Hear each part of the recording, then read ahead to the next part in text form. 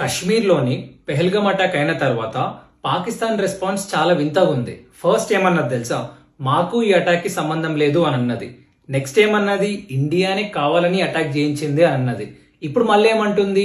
ఒక neutral independent organisation ద్వారా enquiry జరిపిద్దాము అని అంటుంది. ఇక్కడ సర్ప్రైజింగ్ థింగ్ ఏం తెలుసా?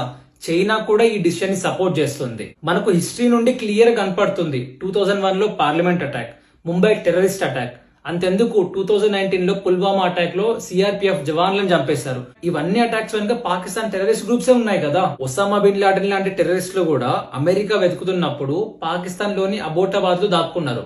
అంటే ఇండైరెక్ట్లీ పాకిస్తాన్ సపోర్ట్ చేస్తున్నట్టే కదా. మొన్న కశ్మీర్ లో అటాక్ జరుగుతున్నప్పుడు సర్వైవర్స్ ఏం చెప్పారు? అందులో కొందరు పస్తూ లాంగ్వేజ్ ని మాట్లాడుతున్నారు అని చెప్పన్నారు. పస్తూ లాంగ్వేజ్ అనేది ఎక్కువ పాకిస్తాన్ ఇంకా ఆఫ్ఘనిస్తాన్ లోనే మాట్లాడతారు. మనకు క్లియర్ గా అర్థమవుతుంది కదా దీని వెనుక పాకిస్తాన్ లో ఉన్న టెర్రరిస్ట్ గ్రూప్సే కారణం అని చెప్పి. మరి మళ్ళీ ఇప్పుడు ఆ ఎంక్వైరీ ఎందుకు? కానీ ఆ ఎంక్వైరీని చైనా సపోర్ట్ చేస్తుంది. చైనా ఎందుకు సపోర్ట్ చేస్తుంది తెలుసా? అమెరికాకి చైనాకి పడదు. ఇండియా చైనాకు కూడా లదాఖ్ దగ్గర బార్డర్ ఇష్యూ ఉంది. ఇక్కడ మళ్ళీ అమెరికా ఇండియాతో క్లోజ్ గా మూవ్ అవుతుంది. అమెరికా ఏ పాలసీ చెప్పినా కూడా ఇండియా దాన్ని వెల్కమ్ చేస్తూ సపోర్ట్ చేస్తుంది అనమాట. ఇది చైనాకు నచ్చుతలేదు.